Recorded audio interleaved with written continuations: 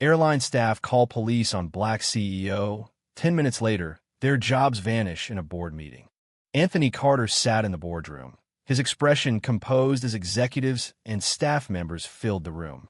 Just 10 minutes earlier, the same airline employees who had called the police on him at the airport stood confidently by the door, completely unaware of the storm about to unfold.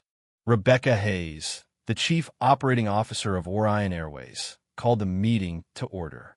"Before we begin, I'd like to introduce someone," she said, nodding toward the door. The tension in the room thickened as the airport manager and two corporate lawyers walked in. Employees exchanged nervous glances. "Mr. Carter," Rebecca continued, "would you like to address the team?" Anthony stood, his movements deliberate.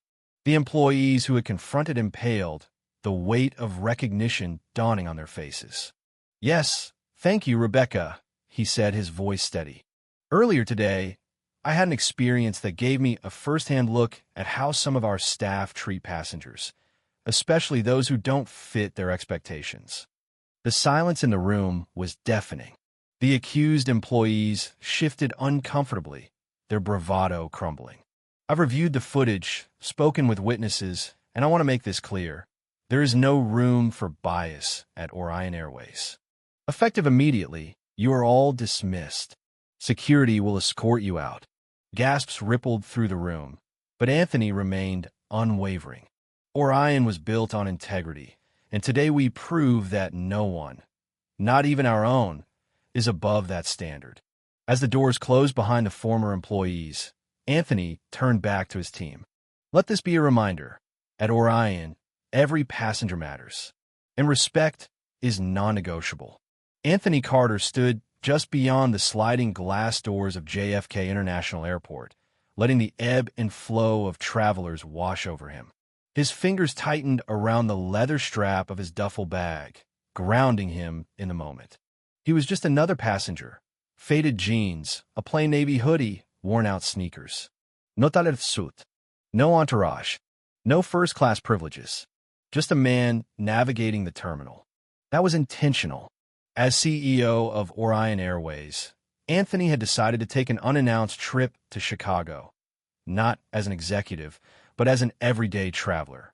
No VIP treatment, no special accommodations, just a raw, unfiltered look at the airline experience from the eyes of an ordinary customer. As he moved through the bustling concourse, he avoided the express security line reserved for executives and instead joined the standard TSA queue. He smiled at an elderly couple ahead of him and nodded at a college student cradling a laptop behind him. Today, he was nobody special, and that was exactly the point. Back at Orion Airways headquarters in Dallas, Rebecca Hayes sat in her glass-walled office, scanning through flight data on her tablet. Her desk was immaculate, a testament to her disciplined nature. A single-frame photo sat on her desk, her and Anthony at a charity event. The caption read, "Leading with integrity." Rebecca wasn't just the COO of Orion. She was Anthony's closest confidant. It was her sharp mind and unwavering dedication that made the airline what it was. When Anthony first proposed this undercover trip, she was skeptical. "Are you sure this is necessary?" she had asked. "I trust our team," Anthony had replied, "but I need to see it for myself. I can't fix what I don't fully understand." Ultimately, she respected his decision. She knew that if anyone could spot a problem and fix it, it was Anthony Carter. As Anthony approached gate C-23, something shifted. The fluorescent lights above seemed to hum just a bit louder, and the distant chatter of the terminal became sharper. His eyes flicked to the overhead screen.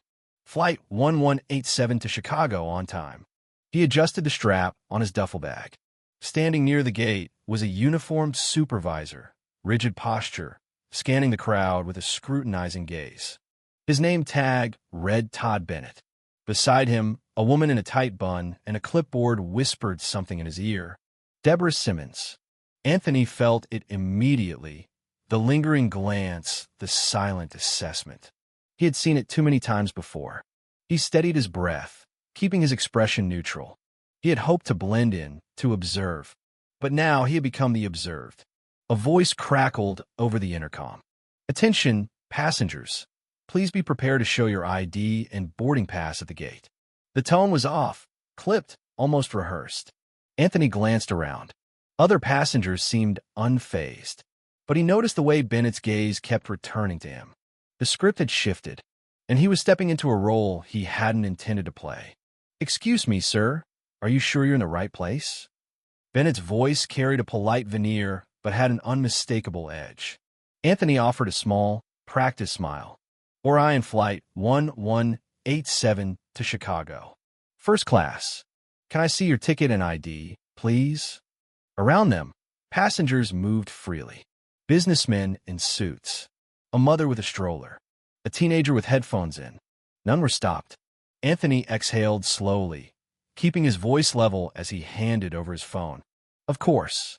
Bennett took his time examining the boarding pass, as if it might suddenly change before his eyes. His scrutiny wasn't just on the pass, it was on Anthony himself. Anthony kept his tone measured. "Is there a problem?" Bennett didn't answer. Instead, he whispered to Simmons. She stiffened and pulled out a radio. Anthony's stomach tightened. Passengers began to notice. A woman paused, her suitcase rolling to a stop. A man with a coffee whispered to his companion. Phone started to rise, subtle but unmistakable. Then, uniformed officers approached. "Sir, we've had reports of suspicious activity in this area. We need you to step aside." Anthony's mouth went dry. His first instinct was to pull out his business card. "I'm Anthony Carter, CEO of this airline." He could end it all with just a name and title. But something held him back. He wanted to see it through. Suspicious activity? His voice was calm, but edged with steel. "I'm just trying to board my flight." The officer nodded toward a quieter area. "Step this way, sir." Anthony inhaled deeply, his mind cataloging every detail. The badge number, the flight number on the screen, the hushed conversations. This wasn't just about him anymore. As he was led away, he caught a glimpse of a young man holding up a phone, recording. Their eyes met. A silent understanding passed between them. Someone is watching, and someone will tell the story right.